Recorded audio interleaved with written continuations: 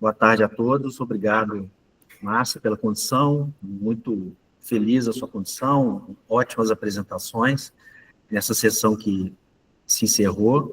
Nós estamos aqui, né, eu falo aqui do Espírito Santo, da cidade de Cachoeiro, Itapemirim, e prestigiando esse evento. Vários alunos aqui acompanhando presencialmente, de forma remota. E vamos dar início, portanto, a essa sessão de número 6. Uma satisfação aí estar compartilhando esse espaço com a Márcia. Agradecer o convite pela participação nesse evento. A sessão de número 6, intitulada Mobilidade Urbana e Soluções Sustentáveis, nas quais nós teremos aqui a apresentação de 4 artigos, aos quais nós teremos aí o tempo de 10 a 12 minutos e 3 minutos para perguntas, considerações, comentários. Quero aproveitar aqui e parabenizar a organização do evento pela qualidade, pelo trabalho, né, hercúleo em se preparar um evento dessa magnitude, pois, apesar de muitos acreditarem que organizar um evento online é mais simples, não é bem assim, várias e várias tarefas são necessárias para que isso ocorra. Então, todos sejam muito bem-vindos. Nós podemos dar início, caso o Matheus Chaves esteja por aí. Podemos começar, Matheus? Opa, tudo bem? Boa tarde. Então, tá, boa tarde. Muito obrigado aí pela sua participação, né? Você é o autor do artigo Desafios e Limitações da Integração de Ciclorotas e Ciclovias em Curitiba e região metropolitana, né, da Universidade Tecnológica Federal do Paraná. Então, Matheus, fique à vontade, a palavra é sua. Beleza, antes de começar a configuração do som, estão me ouvindo? Tá tudo certo? Sim, ouço bem aqui. Beleza. Boa tarde a todos. Eu me chamo Matheus Chaves, eu sou aluno regular do programa de pós-graduação em computação aplicada, PPGCA, da Universidade Tecnológica Federal do Paraná. E a minha orientadora Nádia, estamos aqui para compartilhar, né, uma pesquisa do artigo chamado Desafios e Limitações na Integração de Ciclorotas e Ciclovias em Curitiba e região metropolitana. Antes de começar, eu gostaria de deixar uma introdução bem clara a respeito da diferença desses dois tópicos, né? Apesar de parecerem semelhantes, pode parecer um pouco confuso na diferenciação. Eu queria já começar a partir da introdução e explicando a definição do que é uma ciclovia, né? São faixas sinalizadas especialmente na circulação exclusiva de ciclistas. Então, na representação numa imagem ilustrativa perto do ponto turístico da Praça do Japão, aqui você vê uma via onde tem a sinalização da ciclovia e tem total segurança e autonomia de circulação. Agora, as ciclorotas se refere a um espaço compartilhado aos demais veículos, né, como carros e ônibus. Então, eles têm uma sinalização que muitas vezes tem um limite de espaço adequado a cada um dos motoristas e ciclistas, né, respeitando sempre o mínimo de comprimento, né, e o mínimo de largura para que o ciclista possa circular com toda a segurança, né. Só explicando um pouco dessa diferenciação antes de ir nos objetivos da pesquisa. Indo para o próximo tópico, nos objetivos, eu separei aqui em 2 categorias, o objetivo geral e o objetivo específico, né? E o objetivo geral é mais fazer um mapeamento de todo o banco de dados de georreferenciados que possibilitam enxergar os potenciais da ciclovia de Curitiba, tendo referência, né, como cidade sustentável e cidade inteligente, nada mais do que interessante explorar a respeito de como que está a estrutura cicloviária da cidade,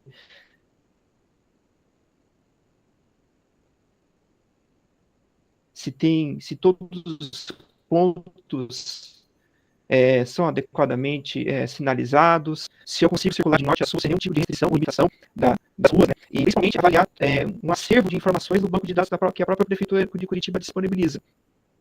E dentro dos objetivos específicos, era apontar dentro desse banco de dados qual que é a total correspondência das sinalizações das ciclovias, desses desvios, se esses desvios são relacionados a um ponto fraco da infraestrutura relacionados à pavimentação, à sinalização ou iluminação pública, por exemplo, e que também questões relacionadas à baixa acessibilidade, né, de rotas de difícil acesso ou rotas alternativas que não são totalmente seguras, mas que, dentro da análise exploratória, vê-se necessário esses desvios como rotas alternativas de otimização de tempo e fluxo, né? Mas dentro disso, analisando o seu acervo do banco de dados, georreferenciados, né? Como eu mencionei antes. Aqui a metodologia de pesquisa, nesse próximo tópico, a gente utilizou o contexto das cidades inteligentes, né, como um filtro de pesquisa em comum, né, para avaliar quais são as principais tendências, né, dentro desse tópico das ciclovias. E no geoprocessamento, a gente analisou e extraiu alguns bancos de dados, né, que possibilitam uma melhor ampliação das imagens, né, um zoom que possibilita, por exemplo, você enxergar os pontos mais críticos, né, desses desvios das ciclovias, e principalmente uma análise exploratória, em identificar se existe uma região distante, e se essa região distante, que não tem uma cicloviária adequada, qual é a justificativa mais plausível ou mais próxima que chega nessa limitação toda, né? Então, com isso, eu queria demonstrar também as ferramentas que foram utilizadas nesse próximo tópico, né? O ICPUB é o Instituto de Planejamento Urbano de Curitiba. Então, a principal ferramenta de pesquisa que possibilitou baixar todos esses dados foram provenientes dessa plataforma. E essa outra ferramenta aqui ao lado, o OpenStreetMap, é uma ferramenta global que você permite explorar e testar vários bancos de dados de geoprocessamentos no mundo inteiro, né? No caso, eu utilizei no melhor alcance de visualização dos mapas de Curitiba. E o QGIS é uma ferramenta que possibilita você testar de maneira mais prática essa ferramenta.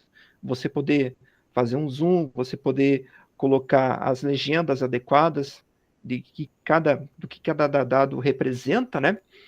E o SIGAS é um banco de dados interligados a toda a América Latina, que possibilita você enxergar vários tipos de variáveis, né?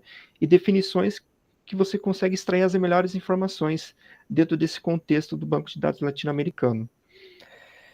E os resultados que foram extraídos provenientes dessa pesquisa, né, aqui eu queria começar um subtópico do mapa da distribuição cicloviária de Curitiba.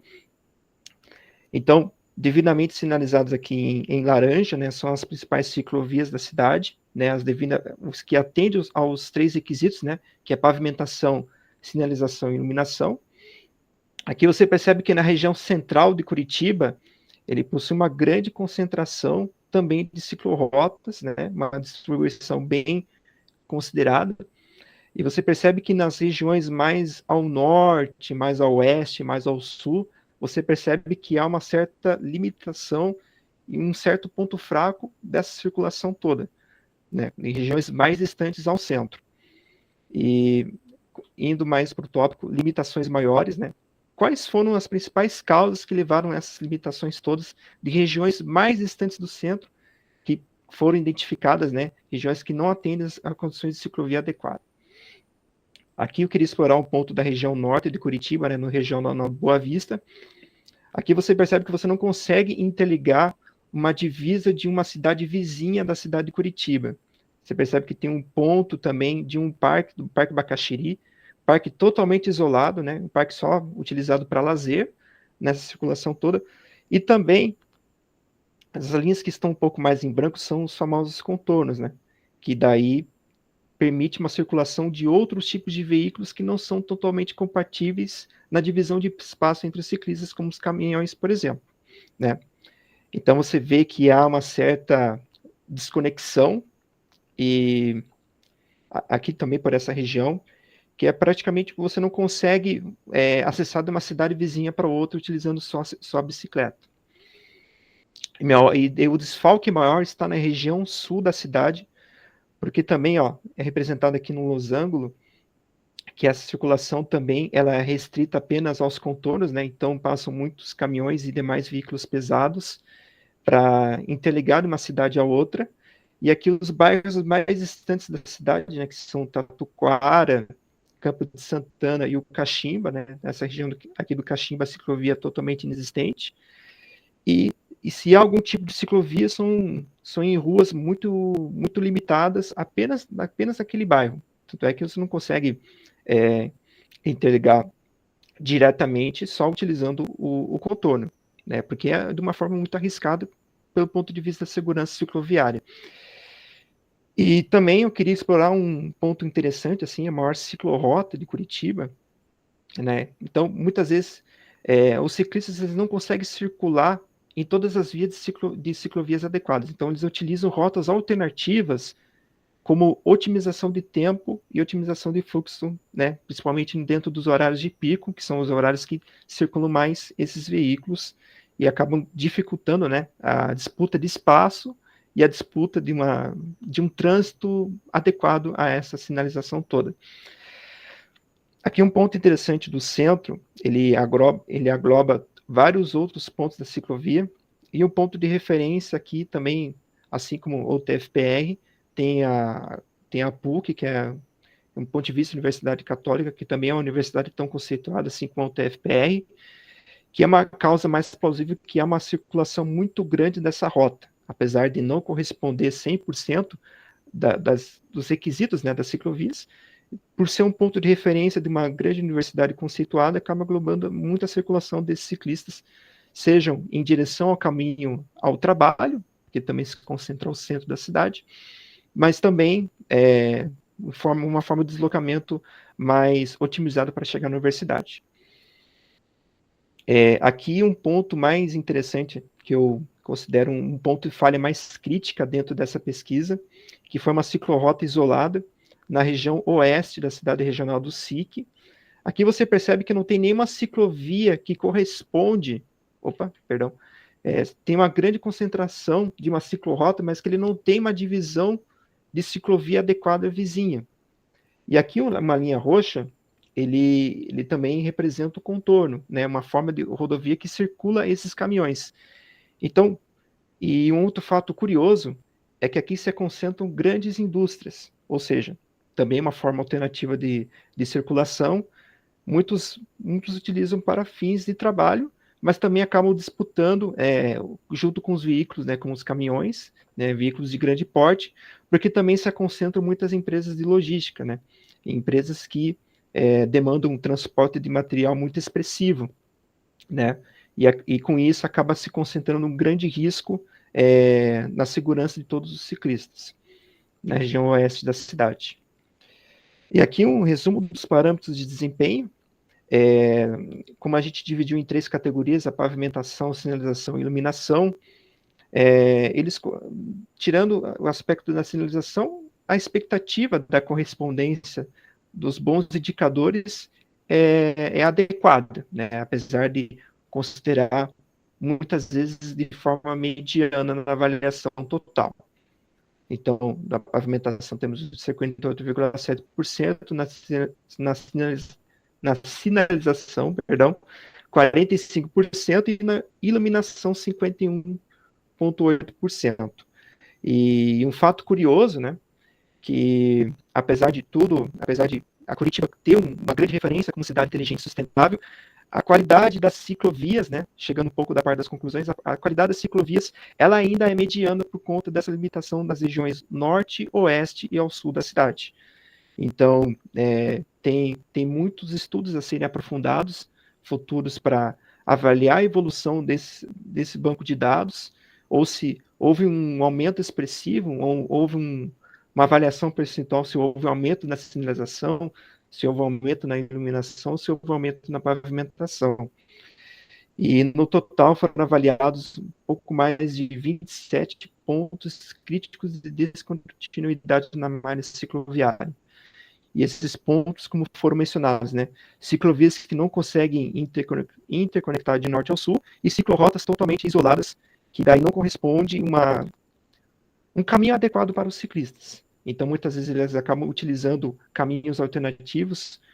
Outro exemplo também as canaletas, que são espaços exclusivos na circulação de ônibus, que muitos ciclistas acabam utilizando como uma rota alternativa para fugir um pouco da concentração do horário de pico, né? E com isso acabam tendo muitos riscos, né? Não só o risco de acidentes, mas também riscos de outros tipos de acidentes relacionados a ônibus, a carros, que daí os ciclistas não estão, não tem a garantia total dessa segurança da infraestrutura cicloviária, né? E com isso encerra a minha apresentação. Aqui eu deixei um QR Code do lado esquerdo, meu perfil do LinkedIn, para quem quiser adicionar. Eu também deixei um e-mail para quem quiser mandar alguma pergunta, alguma questão particular da pesquisa.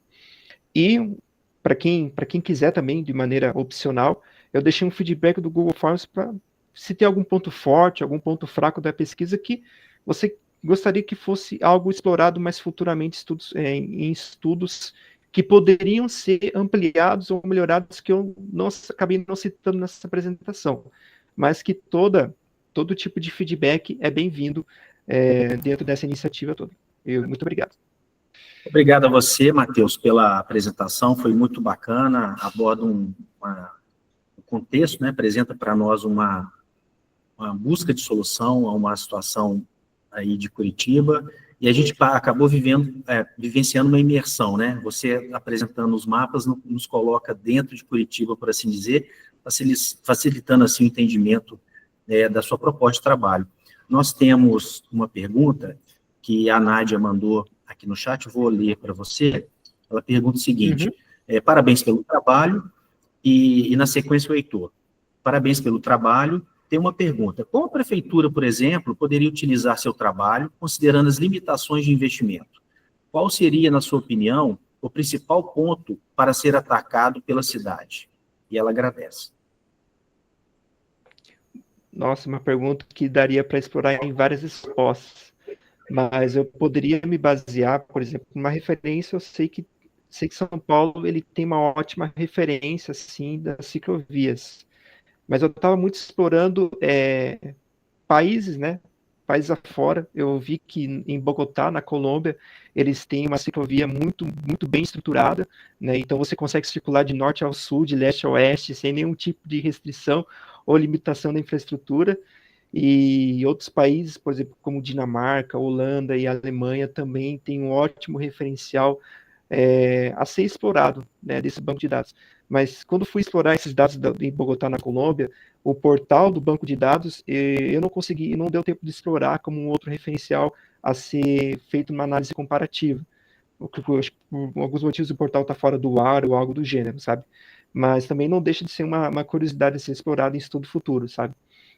Vocês têm mais alguma pergunta? Se dá tempo. O Heitor levantou a mão, não sei se foi por engano. Você quer fazer uma pergunta, Heitor? Fiquei na dúvida se ele, por acidente, levantou a mão. O Matheus, eu gostaria de perguntar quais foram os maiores desafios para vocês? Foi sim. Tá bom, Heitor, obrigado. Qual foi o maior desafio para você no desenvolvimento desse trabalho? Nosso meu maior desafio foi justamente identificar as principais causas por que há muita desconexão em regiões distantes do centro. Então, vocês viram na apresentação que na região sul foi muito difícil investigar a causa, por que não tinha uma ciclovia adequada, né? Nas demais regiões, na região norte, por exemplo, não está tão desconexa, mas na região sul tem bairros que só conseguem interligar um ao outro através dos contornos, através das rodovias, né, estradas. E a gente tentou achar uma outra causa além dessa questão, porque era só uma dedução minha, só uma intuição minha, que eu estava tentando concluir esse trabalho, mas o desafio maior foi justamente identificar mais causas provenientes a essa conclusão, sabe? E também acabei esquecendo de explorar isso no trabalho também, mas na exploração dos dados, houve alguns dados nulos. Eu esqueci de mencionar no trabalho, mas houve alguns dados que não foram totalmente preenchidos. Então, os parâmetros de desempenho foram muito comprometidos. Então, algumas ruas não tinha uma correspondência se a sinalização, iluminação ou a pavimentação eram boa, regular ou ruim. Então, é outro fator que acabou dificultando um pouco mais ainda, sabe? Mas essas são as principais dificuldades que eu tentei encontrar. É mais como uma solução mais hipotética dentro desse problema, sabe? Ok. Matheus, muito obrigado, parabéns pelo seu trabalho e dê continuidade a ele, não pare. Parabéns aí. Pode deixar. Agradecemos. Obrigado. Tá, joia. E agora a gente convida a próxima apresentação de artigo, que é o Agri Urbis, uma proposta de agricultura urbana, é a Tainara Zamparini Xavier. Boa tarde, meu nome é Tainara, sou aqui do Instituto Federal do Espírito Santo, no campus Cachoeira de Itapemirim, e eu e minha equipe de trabalho desenvolvemos o AgriUps, um aplicativo que é voltado para incentivar e facilitar o cultivo de alimentos em áreas urbanas. Esse trabalho foi proposto pelo nosso professor Cristiano Colombo, na matéria de Teoria Geral de Sistemas. Bom, vou começar falando um pouquinho sobre o nosso contexto e sobre o nosso problema que a gente teve. Então, a agricultura urbana é uma prática que traz benefícios para a saúde. E a gente fez uma pesquisa onde a gente identificou que muitas pessoas têm problema com a falta de planejamento e não sabem geralmente o que plantar. E outros também que a gente achou foi o pouco acesso a hortas urbanas, o que dificulta um pouquinho o acesso a uma alimentação mais saudável. E um contexto bem interessante que a gente desenvolveu na AgriUps é o interesse crescente da alimentação saudável e sustentável. Aí a nossa motivação foi um trabalho que a gente fez em Teoria Geral de Sistemas, que o professor sugeriu a agricultura urbana e a gente aderiu à ideia. Aí tivemos a motivação porque ela tem relevância para a saúde e para a sustentabilidade e para a qualidade de vida. E isso também ajuda para que as pessoas não tenham e as pessoas têm um pouco de falta de informação sobre como plantar. Então, a falta de informação acessível para iniciantes também foi uma das principais motivações para a gente. O nosso público-alvo é basicamente pessoas que têm preocupação com a saúde e têm interesse em cultivar. E como o AgriUps foi pensado para a agricultura urbana, para moradores que moram em prédios, em casas com pouco espaço, são o nosso público-alvo. Para coletar os dados, a gente usou o questionário online do Forms pela sua praticidade e com a nossa familiaridade nele já, porque é um aplicativo que todo mundo já conhece e tem facilidade de usar. E nós divulgamos pelas redes sociais com o WhatsApp e pelo Instagram, porque são meios que a gente encontrou mais fácil de pessoas próximas da gente responder e não tão próximas também, que vocês vão ver agora. A gente teve o resultado de cerca de 40 respostas válidas em diferentes regiões do Brasil, como Sul, Sudeste, Nordeste, e a gente teve resultados que muitas pessoas não têm acesso a hortas, mas têm interesse em plantar, porque geralmente em alguns locais não tem hortas urbanas ou hortas comunitárias. Aí muitas pessoas têm interesse.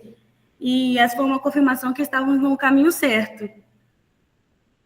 Aí o nosso desenvolvimento do nosso aplicativo desenvolvemos as seguintes funcionalidades, como tutoriais para ajudar as pessoas que não têm muita prática, dicas de jardinagem, lembretes, tipo assim, tenho que regar a planta em tal horário. Esse é um dos lembretes que a gente deseja colocar no nosso aplicativo. Sugestões do que plantar por estação, tipo, no inverno você planta tal coisa, no verão você pode plantar tal coisa. Notificações sobre pragas, porque é um fato muito importante, porque geralmente algumas épocas do ano as pragas atacam muitas plantações e geralmente quando você não tem prática com isso e se acontecer isso na sua casa, você vai ficar meio perdido do que fazer. Então, é um ponto forte do nosso aplicativo. E um espaço de interação, onde as pessoas vão poder compartilhar o que estão plantando, onde estão plantando, dicas de como eles fizeram isso e como deu certo. E o nosso diferencial é isso, basicamente os lembretes de rega e as sugestões de plantações por estações. Essa aqui é um pouco do nosso protótipo, que são as telas de protótipo. Essa aqui é a tela inicial, de cadastro, né? E essa aqui é o que seria, basicamente, a tela de tutoriais, as telas do que plantar por estações, e esse aqui, o de baixo, de pragas, são os lembretes de pragas e as sugestões do que pode acontecer com você. E os nossos resultados esperados são ensinar o processo de plantio, né, para pessoas leigas terem um pouco mais de sabedoria ao plantar, incentivar a alimentação saudável, né, que muitas vezes plantar é um ato não só para a nossa saúde corporal, mas como a nossa saúde mental também. E comer o que você planta geralmente é muito legal, porque a gente nem sempre sabe o tempo que demora para isso acontecer. A gente só vai lá e compra no mercado. E melhorar a qualidade de vida, como já é de se esperar, e praticar e estimular a prática sustentável. Porque você não vai ter muito desperdício, porque você está plantando. Aí você pode ali tirar um pouquinho do que você precisar e deixar o resto. Os nossos próximos passos agora do nosso aplicativo vai ser desenvolver um protótipo funcional, porque ainda ele só é um aplicativo em desenvolvimento e ele está só em teoria ainda, né? Aí a gente vai fazer teste com usuários beta, porque a gente vai primeiro fazer um processo de testes com nossos integrantes do nosso grupo, e depois a gente vai fazer um teste com usuários betas. Vai ter também uma parte de melhorias com base em feedbacks, porque, tipo assim, se tal coisa funcionou certo ou tiver algum problema. E isso. Então, o AgriUbs é mais que um app, né? É um incentivo à vida sustentável e saudável. Obrigada. Obrigado a você, Tainara, pela apresentação sobre um tema muito importante e totalmente aderente à proposta dessa sessão, a gente conseguir cultivar nas cidades, né? Uma pergunta para você.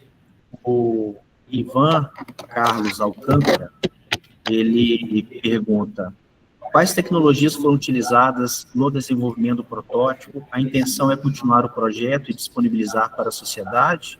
E parabeniza vocês, orientador, pela proposta. Então, Ivan, a gente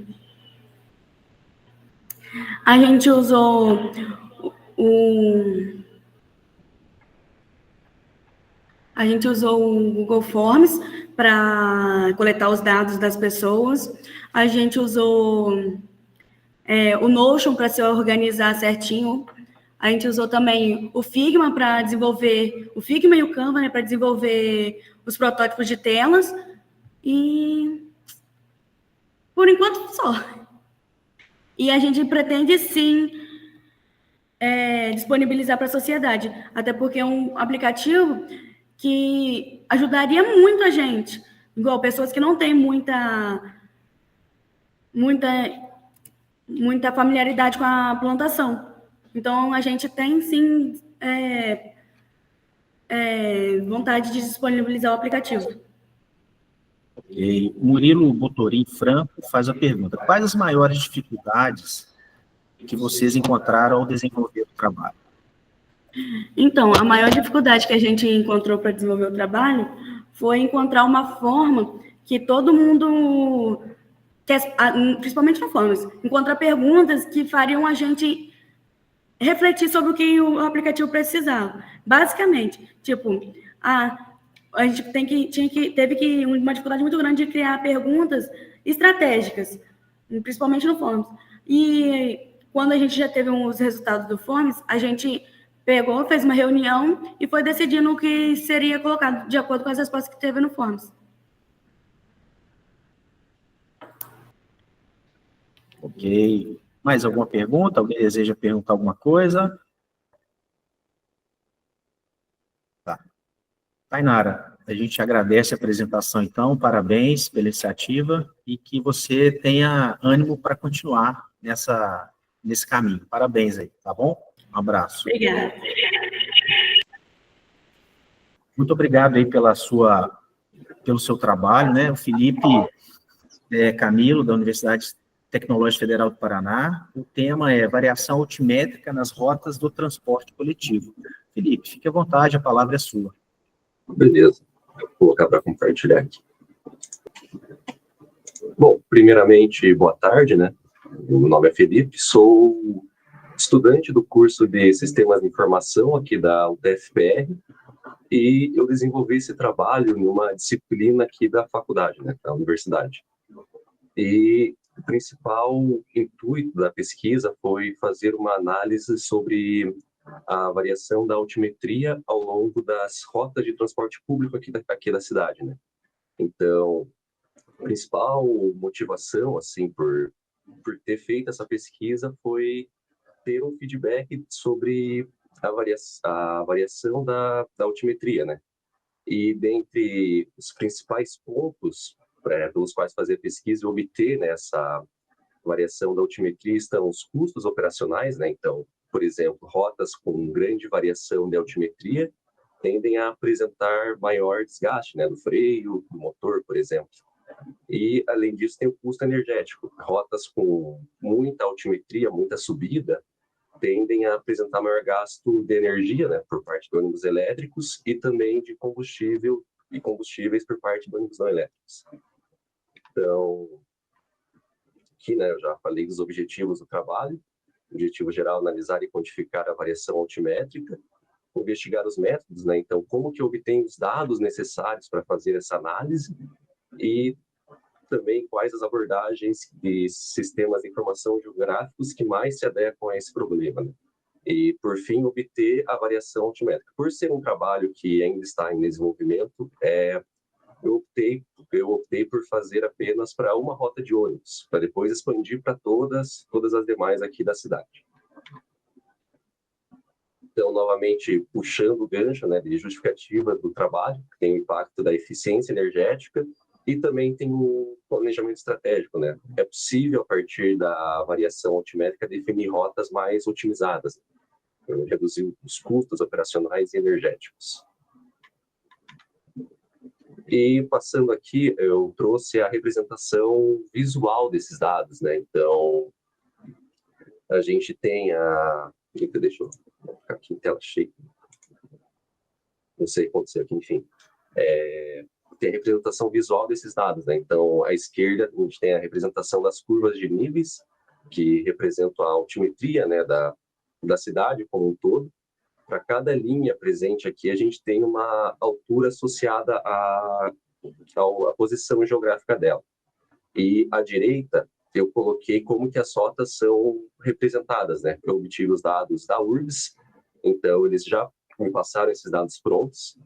E como que funciona? Os dados são múltiplos pontos que, quando juntos, formam a rota completa do ônibus, né?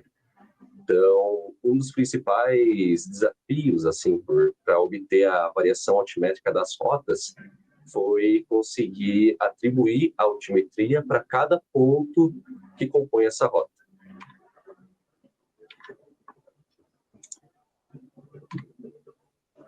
Então, falando um pouquinho rapidamente, né, sobre os dados vieram da URBS, né, da API própria deles, e os dados de altimetria já vieram meio que prontos, né? Vieram uma base de dados do C3SL da UFPR, então já veio num formato já bem estruturado. E nesses dados de altimetria a gente tem informações, né, de elevação, quando que foi feita a medição, escala, entre outros. Para o caso desse trabalho, eu optei por selecionar apenas o ID de cada curva e a altura. E como que eu fiz, né, para conseguir associar cada ponto a cada curva de nível? Então, inicialmente, eu pego um ponto e busco as curvas de níveis mais próximas a esse ponto. Opa, encontrei a mais próxima. Então, eu crio um buffer de 50 metros ao redor dessa curva e busco uma curva oposta. Tem que lembrar que o ponto vai ter duas curvas de níveis entre eles, né? Entre o ponto, no caso. Então, a gente tem um ponto, uma curva de nível de um lado e uma curva de nível do outro. E a ideia foi obter a elevação para esse ponto específico. E como que a gente descobre, né, qual que é a curva de nível oposta a esse ponto? Eu utilizei uma abordagem, né, de pegar e calcular o produto vetorial entre o ponto e cada curva, e através do produto vetorial a gente consegue descobrir se os vetores são opostos, né, o vetor entre o ponto e a curva de nível. E quando a gente consegue obter, né, quais são as curvas de níveis opostas entre o ponto, a gente faz a interpolação nesse ponto. Então, dadas as duas curvas de níveis opostas, nós pegamos e interpolamos para conseguir a altimetria do ponto específico. Então, aqui a gente tem um exemplo, né, de rota de ônibus, aqui é a rota do ônibus, né, seguindo, e para cada ponto desse foi feita a associação de curva de nível.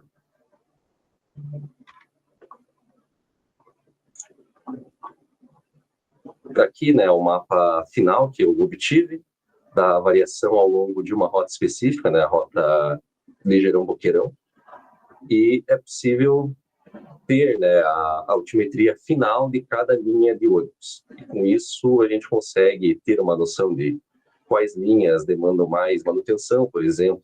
Linhas com mais subidas tendem a desgastar mais, né, os componentes dos ônibus.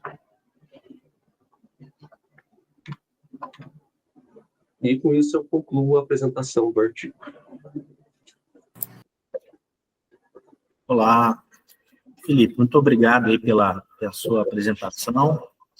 É um tema interessante, né? Fiquei curioso aqui para te perguntar se a API citada, né, onde você conseguiu os dados, ela é uma API pública, ou se não, como você conseguiu ter acesso a esses dados? Uhum. Os dados, a URB diz que é pública, mas você precisa solicitar o acesso para eles, né, com toda essa questão. Então, é pseudo-pública, por assim dizer. Qualquer pessoa pode requisitar os dados, só que tem que entrar em contato com a URBS e explicar, né, a situação. No meu caso, eu expliquei que precisaria dos dados, né, para fazer o trabalho sobre a altimetria. Eles me mandaram as credenciais e eu consegui acessar essa API. Tá, assim, e foi um processo simples, não foi moroso, não, nem... Não, foi bem simples. Eu só expliquei e eles passaram os dados. Tá, bacana. Temos aqui uma pergunta para você, da Cássia Oban. Como foi feita a associação de altitudes para os pontos das rotas e como foi esse processo de decisão de pontos? Já vieram prontos da base? Eles já vieram prontos, assim. Quando eu puxei os dados da API, vieram de todos os ônibus. Então, eu fiz a seleção, né, do Ligeirão-Boqueirão e plotei, né, no QGIS para ver como estava. A gente tinha, né, para cada ponto as informações. Então, por exemplo, o ponto 1 da linha do Ligeirão-Boqueirão, você tinha a latitude, longitude e o ID associado também ao ponto. Então, já veio pronto da base. Legal, bacana. Obrigado aí pela sua pergunta, Cássia. A gente tem uma outra pergunta aqui, de Ivan, né? Daqui a pouquinho vai estar com a gente aqui também participando. A pergunta de Ivan é a seguinte: a escolha da rota do ônibus para a realização do trabalho teve alguma justificativa ou foi aleatória? Então, a primeira justificativa é que é o ônibus que eu pego para a faculdade, né? Então, é esse ônibus que eu pego. Como foi um trabalho para a disciplina de banco de dados 2, eu peguei, né, algo que fosse mais próximo de mim, assim. E também porque passa, de certa forma, passa do lado da faculdade aqui. Essa questão. Legal, Ivan também parabeniza aí pelo seu trabalho. Mais alguma pergunta? Alguém gostaria de fazer a Felipe? Então, bacana. Ô Felipe, muito obrigado, hein, pela sua participação, pelo seu trabalho, dê continuidade, né, porque é um trabalho muito bacana aí, a sua apresentação mostrou isso, né? Então, continue. Obrigado a todo mundo que assistiu aqui, teve a paciência. Tá joia, parabéns aí pelo trabalho.